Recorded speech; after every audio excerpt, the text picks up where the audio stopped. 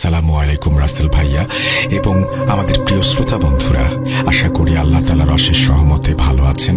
আমি লাজিম ইয়াসর জিয়াদ আজ অনেক দিন পর ফিরে আসলাম আপনাদের মাঝে নতুন আরেকটি রহস্যময় অধ্যায় নিয়ে। শুরুতেই ভাইয়ার কাছে ক্ষমা চেয়ে নিচ্ছি আমার লিখায় অনিচ্ছাকৃত ভুলের জন্য। প্রিয় লিসেনার্স, আজ যে ঘটনাটি আপনাদের বলতে চলেছি, এই ঘটনা আমার সংগ্রহ করতে হয়নি।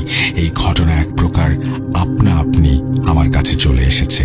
কেন বললাম এমনটা? তবে চলুন প্রিয় লিসেনার্স, এই ঘটনাটি কিভাবে আমার কাছে এসেছে আপনা আপনি, আগে এই বিষয়টি আপনাদের বলা যাক।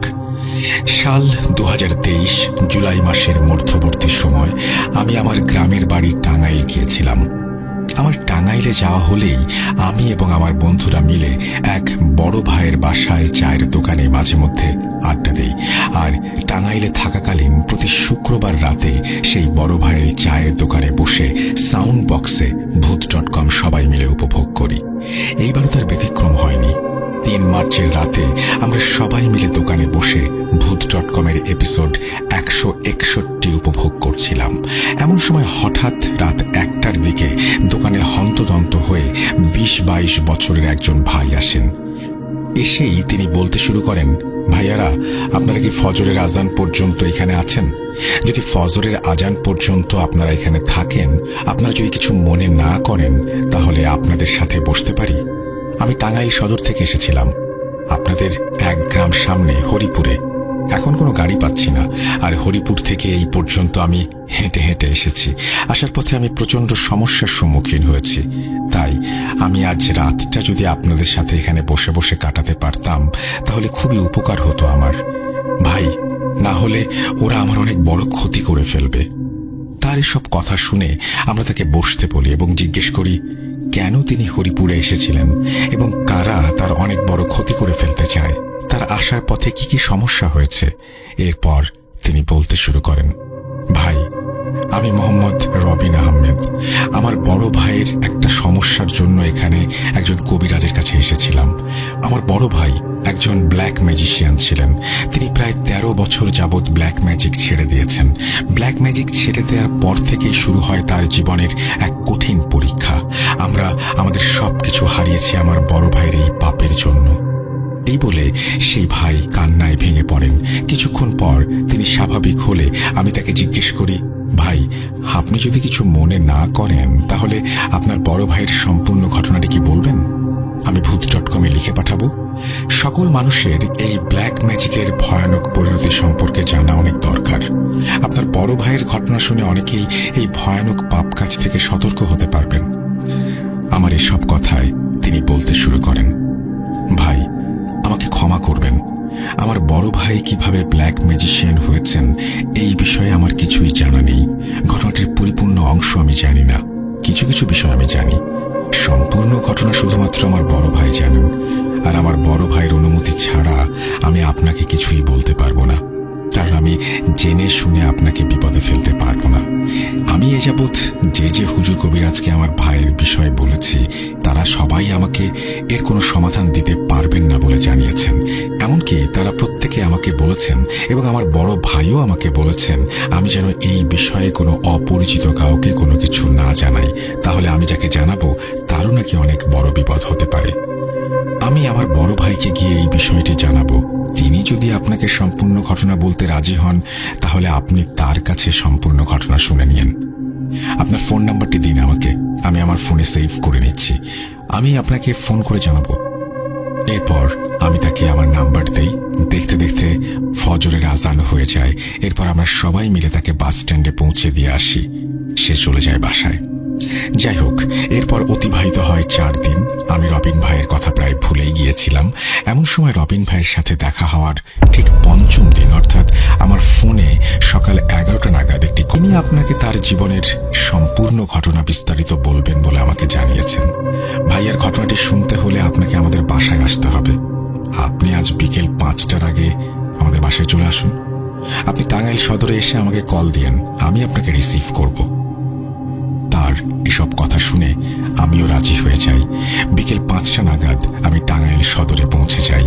এরপর রবিন ভাই এসে আমাকে তাদের বাসায় নিয়ে যান। তার বড় ভাইয়ের রুমে আমাকে নিয়ে যান। প্রথমে রুমে প্রবেশ করতেই প্রচুর বাজে একটা দুর্গন্ধ আমার নাকে ভেসে আসে। প্রবেশ করতে আমি দেখি বিছানায় মানব কঙ্কালের মতো একটি জীবন্ত লোক শুয়ে আছে। রবিন ভাইয়ের বড় ভাইকে দেখে আমি একদম বাকরুদ্ধ হয়ে যাই। আমি আমার নিজের চোখকে বিশ্বাস করতে পারছিলাম না। রবিন ভাইয়ের বড় ভাইয়ের মুখে হাতে অসংখ্য ক্ষতের দাগ, কিছু দাগ একেবারে নতুন আর কিছু দাগ একেবারে পুরনো। রবিন ভাইয়ের বড় ভাইকে দেখে আমার মনে প্রচন্ড অস্থিরতার সৃষ্টি হয়। আমাকে রুমে প্রবেশ করতে দেখে সে বিছানায় উঠে বসে এবং বলে, কি ছোট ভাই, ভয় পাচ্ছ? ভয়ের কিছু নেই। আমার এমন দেহ, আমার এমন পরিস্থিতির জন্য আমি নিজেই দায়ী। খোদার সাথে যে ব্যক্তি শিরক করেছে তাকে সবসময় কঠিন শাস্তি পেতে হয়েছে। আমার ছোট ভাই আমাকে তোমার কথা বলেছে। আমি মানুষকে আমার জীবন কাহিনী জানাতে চাই, কালো জাদু চর্চার ভয়ানক পরিণতি সম্পর্কে জানাতে চাই। এর জন্য আজ তোমাকে ডেকে নিয়ে এসেছি।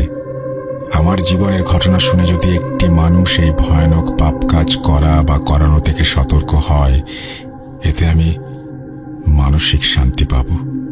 আমার দিন ফুরিয়ে যাচ্ছে, আমার সময় ঘনিয়ে এসেছে। সরকারি চাকরিজীবী হওয়ায় তার বদলি হয়ে যায় চট্টগ্রামে। বাবার বদলি হওয়ায় আমরা সপরিবারে টাঙ্গাইল ছেড়ে চলে আসি চট্টগ্রামে।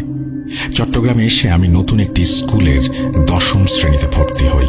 বেশ ভালোভাবেই আমার একটি দুইটি করে দিন কেটে যেতে থাকে। ছোটবেলার থেকে আমার একটি অভ্যেস, আমি মানুষের সাথে খুব কম মিশতে পছন্দ করতাম। একাকী থাকাটাই আমি বেশি উপভোগ করতাম। সেজন্য আমার ক্লাসে আমি সবসময় একাই বসতাম। সেদিন সকালে আমি আমার ক্লাসের ঠিক শেষের দিকে একটি বেঞ্চে একাই বসে আছি। এমন সময় আমার পাশে নতুন একজন ছাত্র এসে বসে। আগে কোনোদিন তাকে আমি আমাদের ক্লাসে দেখিনি। সেদিন সেই ছেলেটির সাথে আমার কোনো কথা হয়নি।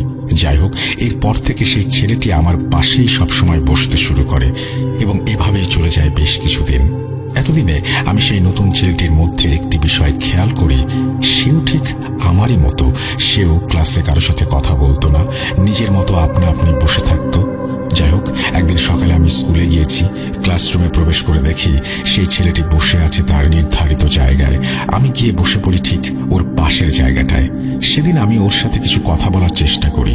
শুরুতে আমি ওর সাথে ওর নাম কি জিজ্ঞেস করি এবং ও কোথায় থাকে সেটা জিজ্ঞেস করি। এসব জিজ্ঞেস করে আমি জানতে পারি ওর নাম নরেন দাস। আমাদের বাসা থেকে কিছু দূর গেলেই ওর বাসা। এভাবে ওর সাথে আমার কথা শুরু হয়। কিছুদিনের মধ্যে বেশ ভাব জমে যায় আমাদের মধ্যে। এভাবে অতিবাহিত হয়ে যায় 5 মাস। এতদিনে নরেন হয়ে ওঠে আমার একমাত্র সবচেয়ে প্রিয় বন্ধু। আপনারা হয়তো ভাবছেন আমি আমার বন্ধু নরেনকে নিয়ে এতগুলো কথা কেন বলছি। কারণ এই কালো জাদু নামক ভয়ানক কাজে আমাকে লিপ্ত করেছিল এই নরেন। এই নরেনের জন্য আমি হয়ে উঠেছিলাম একজন পাপী, একজন অনিষ্টকারী, একজন ব্ল্যাক ম্যাজিশিয়ান। কিভাবে হলো এসব, আস্তে আস্তে সবকিছু জানতে পারবেন ঘটনার কোনো একটি অংশে। সেদিন নরেন আর আমি স্কুল ছুটির পর আমাদের স্কুলের মাঠে বসেছিলাম, বিভিন্ন গল্পগুজব করছিলাম। এমন সময় হঠাৎ করে নরেন বলে ওঠে, বন্ধু, ওই যে সামনের দিকে পাশাপাশি দুটো গরু বাঁধা আছে দেখেছো, সেখানে চলো, আমি তোমাকে একটা মজার বিষয় দেখাবো। কি মজার বিষয়? আমি এই প্রশ্ন করলে সে আবারও বলে ওঠে, জাদু। এখন দেখছো না গরু দুটো কি শান্তভাবে ঘাস খাচ্ছে। কিছুক্ষণের মধ্যে দেখবা সেই গরু দুটোর একজন অন্যজনের সাথে মারামারি শুরু করবে। আমি ওর এসব কথার কোনো কিছুই বুঝতে পারছিলাম না, কেমন বোকা বনে যাচ্ছিলাম। বন্ধু, তুমি সব কি বলছো? পাগল হয়ে গেলে নাকি? দুটো গরুই কি শান্তভাবে ঘাস খাচ্ছে, তারা মারামারি করবে কেন? আমার এসব কথায় নরেন বলে ওঠে, আগে চলো সেই গরু দুটোর কাছে গেলে দেখতে পারবে। এই বলে নরেন টেনে সেই গরুর কাছে আমাকে নিয়ে যায়। আমাকে গরু দুটো থেকে কিছু দূরে পাশে দাঁড়িয়ে থাকতে বলে। এরপরে সে চলে যায়। নরেন গরু দুটোর সামনে যেতেই সেই গরু দুটো ভয়ানকভাবে লাফাতে শুরু করে। সাথে সাথে নরেন সেই গরু দুটোর মাথায় হাত বোলাতে শুরু করে। মাথায় হাত বোলাতেই এক নিমেষে সেই গরু দুটো একদম আগের মতো শান্ত হয়ে যায়। এমন সময় আমি খেয়াল করি নরেনের চেহারা দেখে মনে হচ্ছে বিনা শব্দে কিছু একটা পড়ছে সে। আমি ওর সব কাজকর্ম দেখে রীতিমতো অবাক হয়ে ওর দিকে ফ্যাল ফ্যাল করে তাকিয়ে থাকি। হঠাৎ করেই নরেন সব নীরবতা ভেঙে চিৎকার করে বলে ওঠে, বন্ধু, তাড়াতাড়ি এখান থেকে থেকে দূরে সরে যাও, এখনই শুরু হবে গরু দুটোর যুদ্ধ। এই বলে নরেন আমাকে ধাক্কা দিয়ে দূরে সরিয়ে দেয় এবং নিজেও সেই গরু দুটো থেকে দূরে সরে আসে। আমরা দুজন গরু দুটোর থেকে দূরে সরে আসা মাত্রই সেই গরু দুটো ভয়ানকভাবে লাফাতে শুরু করে এবং একে অপরের সাথে তীব্র মারামারি শুরু করে। আমি সব দৃশ্য দেখে বাকরুদ্ধ হয়ে যাই। নরেন এমন কি করলো যে এই গরু দুটো এমন আচরণ করছে? আমি কোনো হিসাব মেলাতে পারছিলাম না।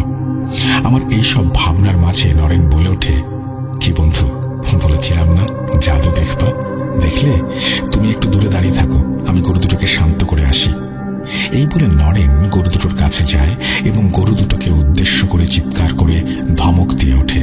নরেনের চিৎকার দেওয়ার সাথে সাথে গরু দুটো এক নিমিষেই একদম শান্ত হয়ে নরেনের দিকে তাকিয়ে থাকে। এরপর নরেন ঠিক আগের মতো আবার গরু দুটোর মাথায় হাত বুলিয়ে দেয় এবং বিনা শব্দে কি কি যেন পড়ে গরু দুটোর দিকে ফু দিয়ে চলে আসে আমার কাছে। নরেন আমার কাছে চলে আসতেই সেই গরু দুটো আবারও একসাথে মাটিতে ঘাস খেতে শুরু করে, একদম শান্ত তারা। এরপর নরেন আমাকে নিয়ে চলে আসে স্কুলের একটি আম গাছের সামনে। আমি তখনও ভেবে পাচ্ছিলাম না এসব কি হলো, কিভাবে হলো। আমি নরেনকে যে কোনো প্রশ্ন করব আমি সেটাও করতে পারছিলাম না। বাকরুদ্ধের মতো শুধু মনে মনে এসব ভেবেই যাচ্ছিলাম। এমন সময় নরেন আমাকে উদ্দেশ্য করে বলল, কি ভাবছ?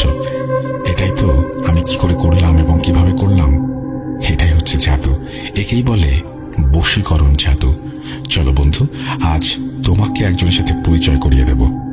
এই বলে নরেন আমাকে নিয়ে যায় আমাদের স্কুল থেকে 2 কিলোমিটার দূরে একটি বাড়িতে গিয়ে ঘরের দরজায় কড়া নাড়তেই ঘরের দরজা খুলে বেরিয়ে আসেন একজন মধ্যবয়স্ক ব্যক্তি। তিনি আমাদের দেখে হাসি মুখে আমাদের তার ঘরে প্রবেশ করান এবং মেঝেতে বসতে দেন। এরপর তিনি বলতে শুরু করেন, তুমি কায়কোবাদ, তাই না?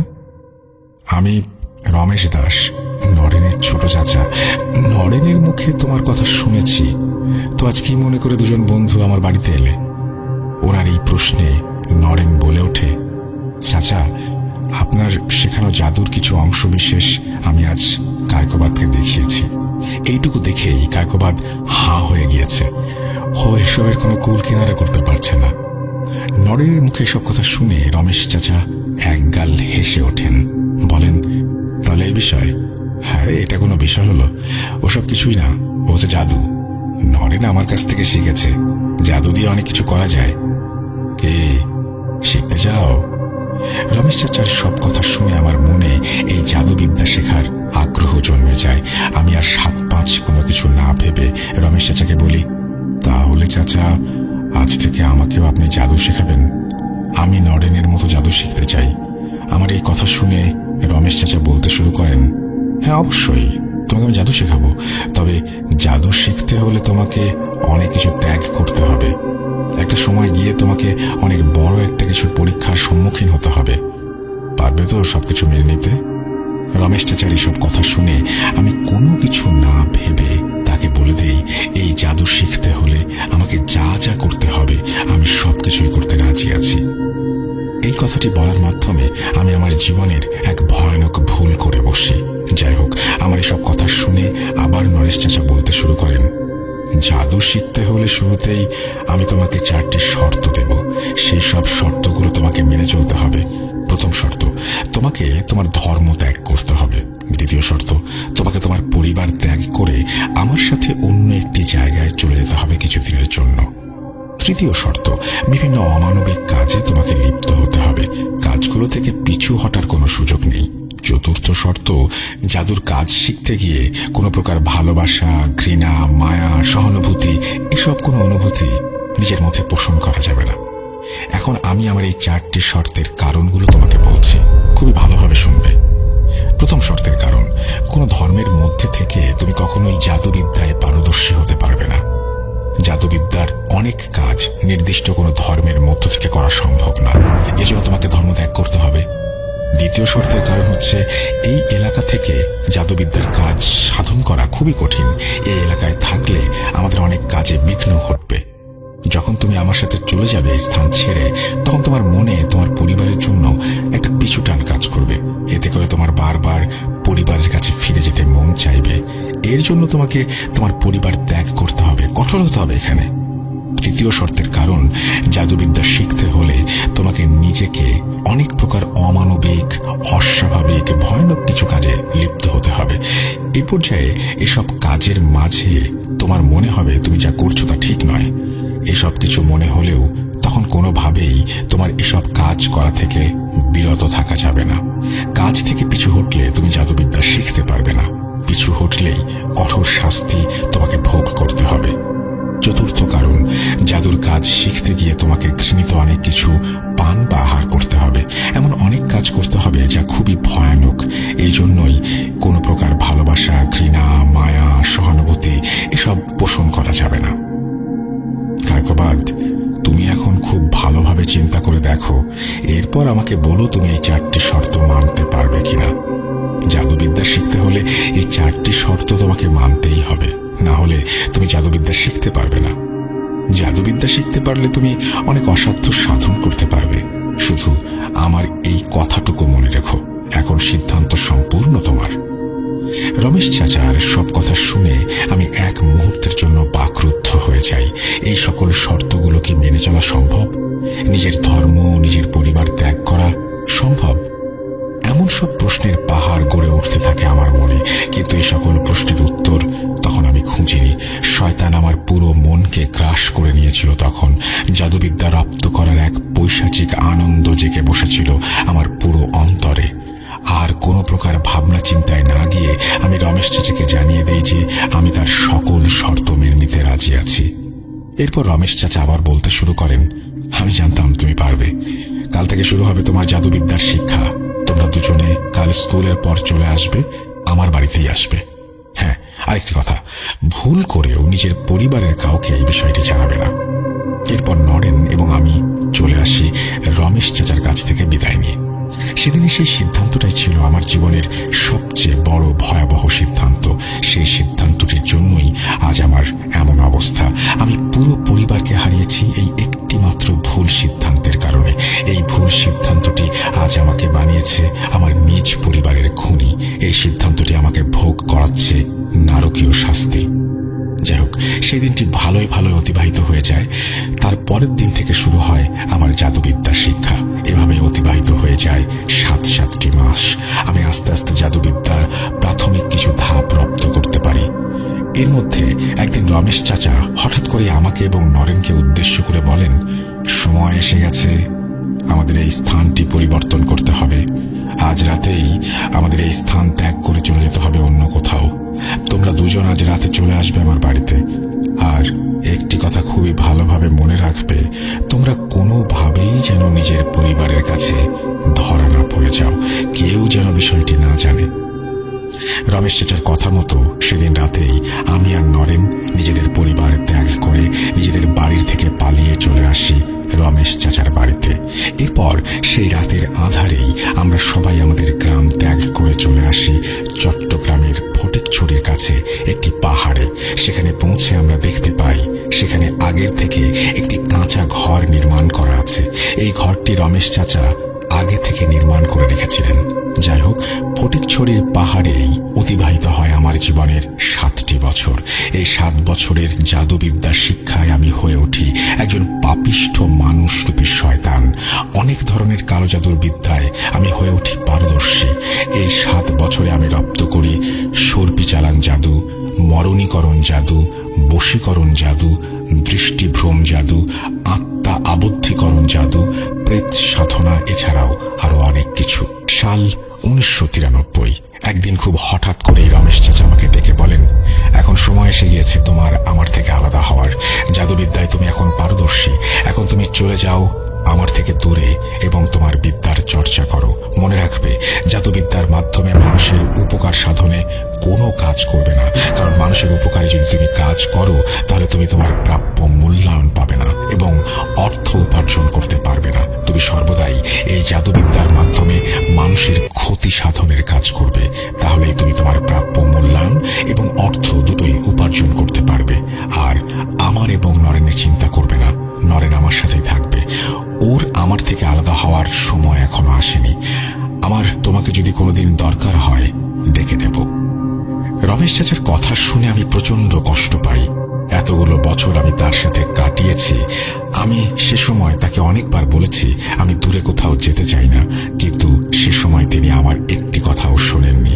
যাই হোক, এর পরদিন রমেশ চাচা আমাকে নিয়ে রেখে আসেন ফটিকছড়ির নাজিরহাট শহরে এবং তিনি আমার থাকা খাওয়ার ব্যবস্থা করে দেন এক বন্ধুর বাড়িতে। এরপর ধীরে ধীরে সেই এলাকায় আমার নাম বিস্তার লাভ করতে থাকে।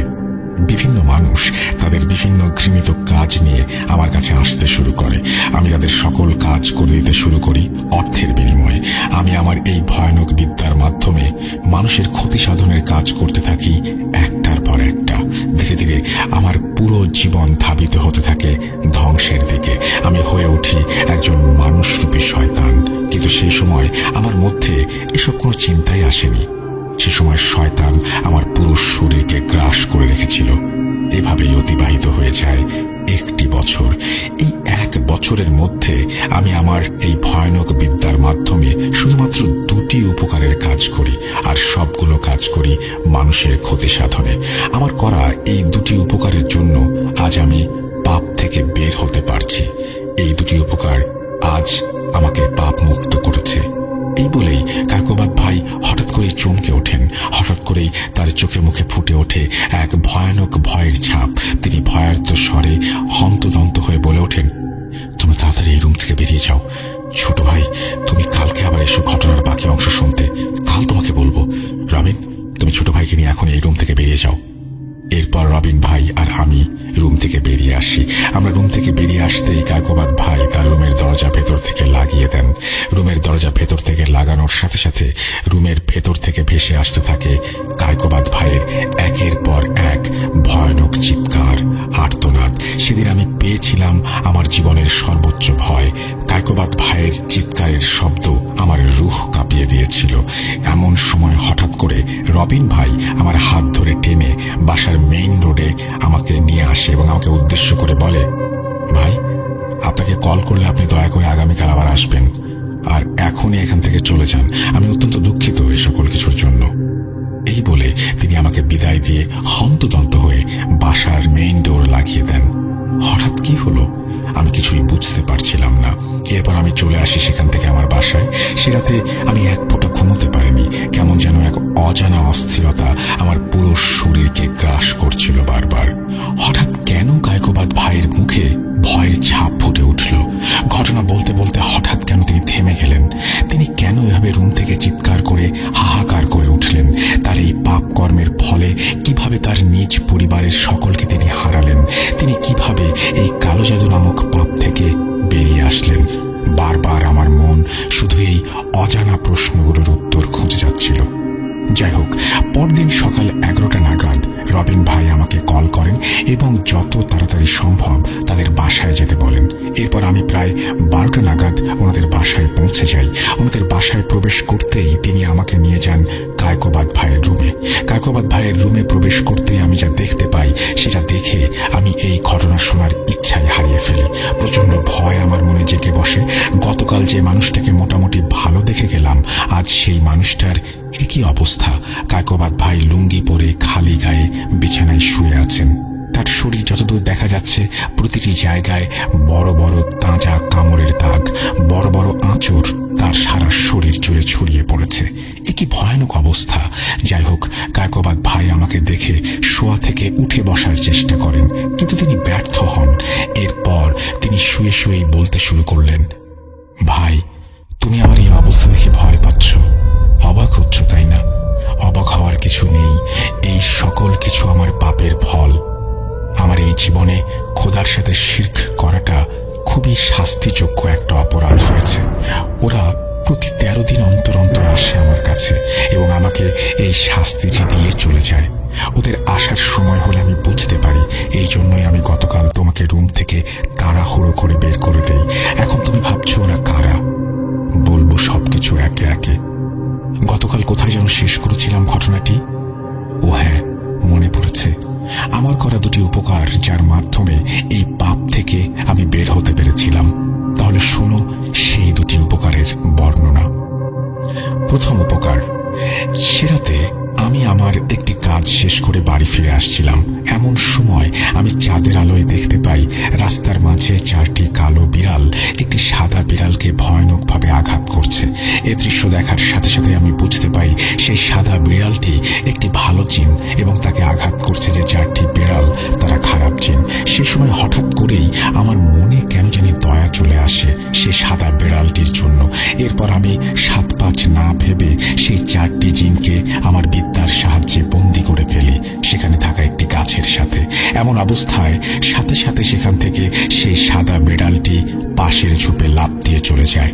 এরপর সেই 4টি জিনকে আমি বন্দী করে নিজের সাথে করে নিয়ে আসি। বাড়ি ফিরে আমি রাতের খাবার খেয়ে সাধনায় বসেছি। এমন সময় হঠাৎ করেই আমার জানালা দিয়ে প্রবেশ করে একটি সাদা ধোঁয়া। সেই ধোঁয়াটি ঘরে প্রবেশ করেই একটি মানুষের অবয়বে পরিণত হয় এবং আমাকে উদ্দেশ্য করে কথা বলতে শুরু করে। আসসালামু আলাইকুম, আপনাকে অসংখ্য ধন্যবাদ। আল্লাহ তাআলার অশেষ রহমতে আপনি আমাকে আজ রক্ষা করেছেন। আমি আপনার প্রতি কৃতজ্ঞ। আমি একজন বীর জিন। আমার নাম মেহলান তেফাতাজ। আমার কাজ বিভিন্ন তথ্য সংগ্রহ করা। আমি আজকে একটি কাফির জিন জাতির সম্পর্কে তথ্য সংগ্রহ করতে গিয়েছিলাম। তাদের এলাকায় প্রবেশ করতেই তারা আমাকে ধরে ফেলে এবং অত্যাচার করতে শুরু করে। এর মধ্যে আপনি সেখানে আসলেন। আল্লাহ তাআলার রহমতে এবং আপনার ওসিলায় আজ আমি বেঁচে ফিরলাম। আপনার যদি আমাকে কোনোদিন প্রয়োজন হয় তাহলে আমাকে ডাকবেন। আমি আপনার সাহায্য করার চেষ্টা করব। আর আপনাকে আমি একটি কথাই বলতে চাই, আপনি আপনার এই বিদ্যা মানুষের ক্ষতি সাধনের কাজে না লাগিয়ে মানুষের উপকারের কাজে লাগানোর চেষ্টা করবেন, তাতেই আপনার মঙ্গল হবে। এই বলে সেই জিনটি আবার সাদা ধোঁয়ার মতো মিলিয়ে গেল। দ্বিতীয় উপকার। সময়টা বিকেলের দিকে। আমি সেদিন ঘরে শুয়েছিলাম। হঠাৎ করে আমি শুনতে পাই আমার ঘরের বাইরে থেকে কে যেন আমাকে ডাকছে। ডাক শুনতে পেয়ে আমি ঘর থেকে বাইরে বের হয়ে এসে দেখি একজন যুবক দাঁড়িয়ে আছে। আমাকে বেরিয়ে আসতে দেখে সে হন্তদন্ত হয়ে আমার কাছে আসে। ভাইজান, আমার নাম রবিন, তাড়াতাড়ি চলুন আমাদের বাড়িতে। আমার বড় বোনের খুবই অস্বাভাবিক অবস্থা, কেমন যেন আচরণ করছে। আমার বোনের অবস্থা ভালো নয়। এই পৃথিবীতে আমার বোন ছাড়া আর কেউ নেই। আপনি আমার বোনকে বাঁচান। রবিনের সব কথা শুনে আমি তার সাথে তখন তার বাড়িতে চলে যাই। ওদের বাড়িতে গিয়ে আমি দেখতে পাই খুবই মায়াবী চেহারার একটি মেয়ে বিছানায় শুয়ে আছে। আমাকে দেখা মাত্রই মেয়েটি বিছানায় ছটফট করতে শুরু করলো। মেয়েটিকে দেখা মাত্রই আমি বুঝতে পারি ওকে তুচ্ছ একটি মেছো জিন আসর করেছে। এরপর সেই জিনকে বন্দি করে মেয়েটিকে ঝাড়ফুঁক করে চলে আসি। আমার এই পাপিষ্ঠ বিদ্যা দিয়ে শুধুমাত্র এই 2টি উপকার আমি করেছিলাম। এখন প্রশ্ন হচ্ছে, এই 2টি উপকার কিভাবে এই পাপকে মুক্ত হতে সাহায্য করলো? তুমি এতক্ষণ নিশ্চয়ই একটি বিষয় লক্ষ্য করেছো। বিষয়টি হচ্ছে, আমি আমার করা দ্বিতীয় উপকারে রবিন নামক একজনের কথা উল্লেখ করেছি। সেই রবিন আর কেউ না, এই যে এখন তোমার সামনে বসে আছে, এটি হচ্ছে সেই রবিন। রবিন হচ্ছে আমার শ্যালক। ওর বোনকে প্রথম দেখা মাত্রই বহু বছর পর হঠাৎ সেদিন আমার মনে ভালোবাসা নামক এক অনুভূতির সৃষ্টি হয়। সেদিনের পর থেকে রবিন আমার খুব কাছাকাছি থাকতে শুরু করে। এভাবেই একটা সময় রবিনের পাশাপাশি ওর বোন রিনার সাথেও আমার সখ্যতা গড়ে ওঠে। একদিন আমি আমার মনের সকল অনুভূতির কথা রিনাকে জানিয়ে দিই এবং বিয়ের প্রস্তাব দেই। রিনা আমার সকল প্রস্তাব এক নিমেষেই মেনে নেয়। রিনার পরিবার বলতে শুধু ওর ওই ছোট ভাই রবিন ছাড়া আর কেউ নেই। সেই জন্য আর কোনো ঝামেলায় না গিয়ে ঠিক তার পরের দিন আমরা বিয়ে করে ফেলি। এভাবে খুব ভালোভাবেই কেটে যেতে শুরু করে আমাদের ছোট সংসার। এভাবেই পেরিয়ে যায় 3টি মাস। এখানে একটি কথা বলে রাখি, রিনা অত্যন্ত ধার্মিক একজন মেয়ে। ইসলাম ধর্মের বিষয়ে ওর নিখুঁত জ্ঞান। রিনা এবং রবিন ওরা দুজনে মনে করত আমি একজন কবিরাজ। আমি কবিরাজ বিদ্যা দিয়ে টাকার বিনিময়ে মানুষের উপকার করি, কিন্তু আমি যে একজন পাপী কালো জাদুকর, কোনো কাজই মানুষের উপকার বা মঙ্গল সাধনের জন্য করি না। আমি যে একজন মানুষরূপী শয়তান, এই বিষয়টি তাদের কখনো চিন্তাতে আসেনি। তবে রিনার আমার প্রতি এই ভুল ধারণাটি বদলে যায় একদিন। সেদিন রাতে আমি আমার কাজ শেষ করে বাসায় ফিরে সবে বিছানায় বসেছি। এমন সময় রিনা মলিন চেহারা নিয়ে আমার কাছে এসে বসে। হঠাৎ করেই ও আমাকে জড়িয়ে ধরে ফুঁপিয়ে কাঁদতে শুরু করে। কি হয়েছে জিজ্ঞেস করতেই ও কান্না জড়িত কণ্ঠে বলতে থাকে, আমি আজ তোমার কক্ষে গিয়ে যা যা দেখেছি সেসব দেখে আমার রুহ কেঁপে উঠেছে। তুমি এই কাজগুলো কেন করো? কি লাভ এসব কাজ করে? আচ্ছা, একবার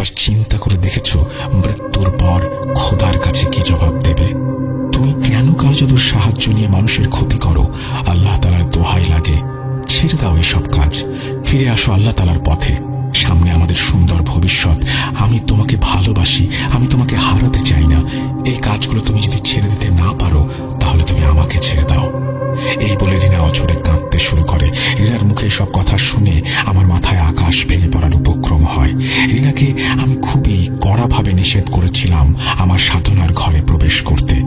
রিনা কোনোদিন আমার সাধনার কক্ষে প্রবেশ করেনি। আজ হঠাৎ ওর এমন কি হলো যে ও আমার কক্ষে প্রবেশ করলো? আমি বাকরুদ্ধ হয়ে এসব চিন্তা করতে থাকি। এমন সময় রিনা কান্না থামিয়ে আবার বলতে শুরু করে, আমার উপর খুব রাগ হচ্ছে তাই না? তোমার কড়া নিষেধ থাকার পরেও আমি তোমার কক্ষে কেন প্রবেশ করলাম? মেহলান সিফাতাজ, এই নামটি তোমার মনে আছে? যার জীবন রক্ষা করেছিলে তুমি, উনি আমাকে তোমার সব কাজের কথা বলেছেন। অনেকদিন যাবৎ তিনি আমার স্বপ্নে এসে আমাকে বারবার এই সকল বিষয়ে বলছিলেন। বিষয়টি নিছক স্বপ্ন ভেবে বারবার আমি ভুলে গিয়েছি, কিন্তু আজকে তিনি নিজে সশরীরে আমার সামনে হাজির হয়ে এই সকল বিষয় আমাকে জানিয়েছেন এবং তোমার কক্ষে গিয়ে এসব কিছুর প্রমাণ নিজ চোখে দেখে আসতে বলেছেন। তুমি আমার বা ওনার ওপর রাগ করো না। যেটা করে আসছো এর পরিণতি খুবই খারাপ। আমার জন্য, আমাদের সুন্দর ভবিষ্যতের জন্য, আমাদের ভালোবাসার জন্য এই পাপ থেকে তুমি নিজেকে মুক্ত করো।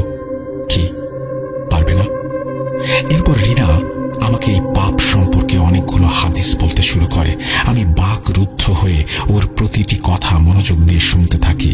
সে রাতে হয়তো আল্লাহ তাআলার রহমত আমার উপর বর্ষিত হয়েছিল। রিনার বলা হাদিস শুনে আমার রূহ কেঁপে উঠেছিল। খোদার ভয়, পরকালের ভয় আমার পুরো অন্তরকে গ্রাস করছিল। সে রাতে আমি মনস্থির করি এই সকল পাপ কাজ থেকে আমি নিজেকে চিরতরে সরিয়ে নেব। রিনাকে সে রাতে আমি প্রতিশ্রুতি দেই এই পাপ কাজ আমি ছেড়ে দেব। হ্যাঁ, ঠিক তার পরদিন এসব পাপ কাজ আমি ঠিকই ছেড়ে দিই চিরতরে। তবে এসব পাপ কাজ ছেড়ে দেবার আগে একটি কাজ আমি করি। সেই একটি কাজ আমার পুরো পরিবারকে ঘিরে নেয়। সেই একটি কাজের জন্যই আজ আমাকে এমন শাস্তি ভোগ করতে হচ্ছে। আফসোস হয় আমার এখনো, সেদিন যদি আমি রিনার কথা শুনতাম তাহলে হয়তো আমার পুরো পরিবার আমার কাছে থাকতো। পরদিন সকালে আমি ঘুম থেকে উঠে সবে সকালের খাবার খেয়েছি।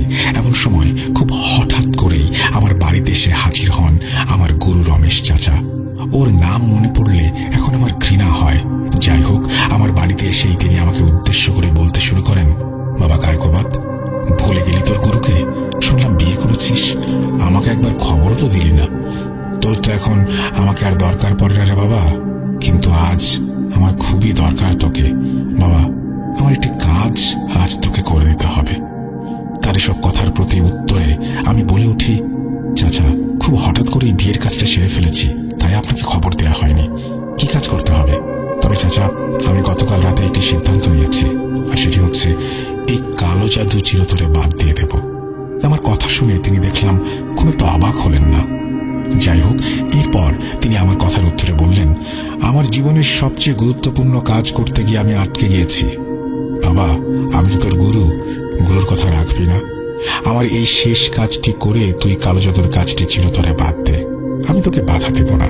আমি তোকে একটি কবরস্থানের ঠিকানা দিচ্ছি। আজ রাতে তুই সেই কবরস্থানে গিয়ে আমি তোকে একটি কবর দেখিয়ে দেব। সেই কবরের লাশের মাথা এবং 2 হাতের কনিষ্ঠ আঙুল কেটে নিয়ে এসে দিবি। আমি তোকে অনুরোধ করছি, আমার এই শেষ কাজ তুই করে দে। আমি নরেনকে পাঠিয়েছি অন্য একটি কাজে, না হলে তোর এই কাজটি করতে হতো না।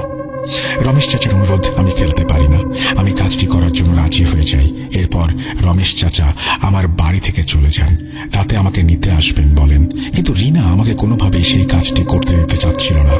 এরপর আমি রিনাকে অনেকবার বুঝিয়ে রিনাকে কথা দেই এটি আমার জীবনে শেষ কাজ।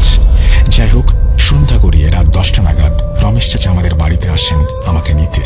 এরপর আমি বেরিয়ে পড়ি তার সাথে। কিছুক্ষণের মধ্যে আমরা পৌঁছে যাই একটি পারিবারিক কবরস্থানে।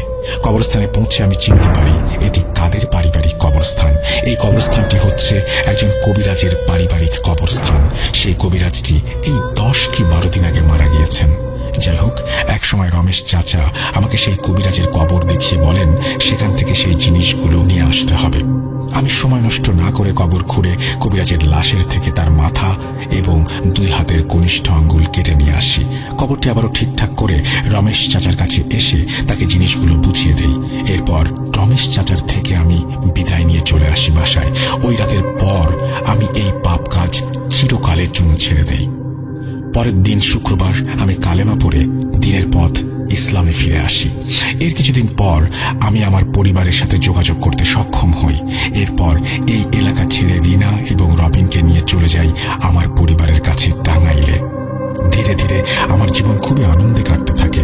আমি বড় একটি মুদিখানার দোকান দেই, খুব ভালো আয় রোজগার শুরু হয়ে যায়। এক কথায় পরিবার নিয়ে খুব আনন্দের সময় কাটছিল আমার। এভাবেই দেখতে দেখতে কেটে যায় প্রায় 2টি বছর। আমি ধীরে ধীরে ভুলে যাই আমার সেই পাপী বিদ্যা, আমি ভুলে যাই আমার সেই পাপের জীবন। আমি উপভোগ করতে থাকি শুধু আমার এই আনন্দের জীবন।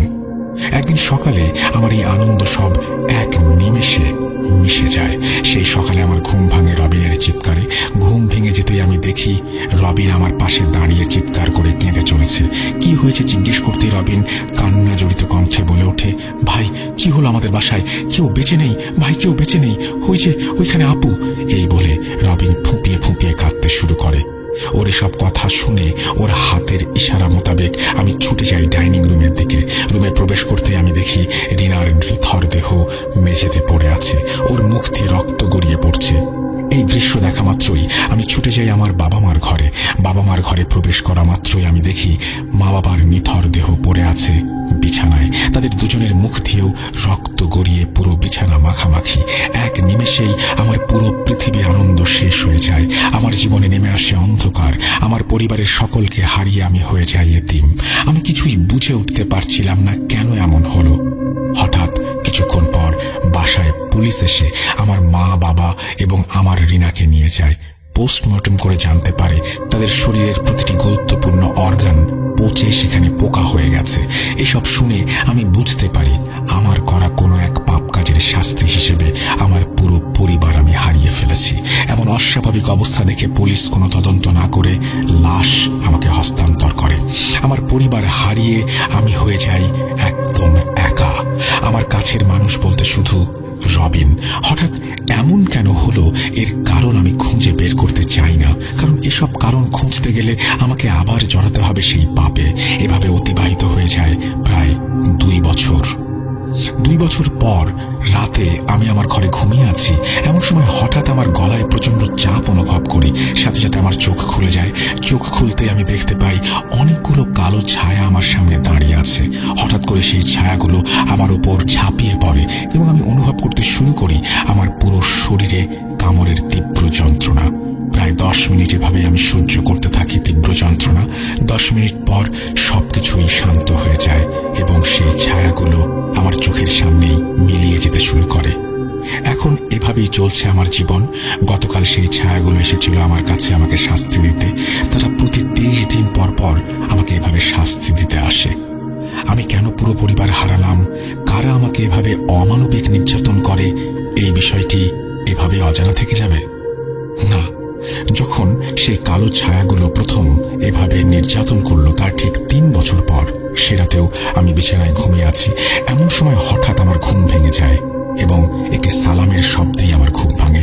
চোখ খুলতে আমি দেখতে পাই মেহলান সিফাতাজ তিনি আমার সামনে দাঁড়িয়ে আছেন।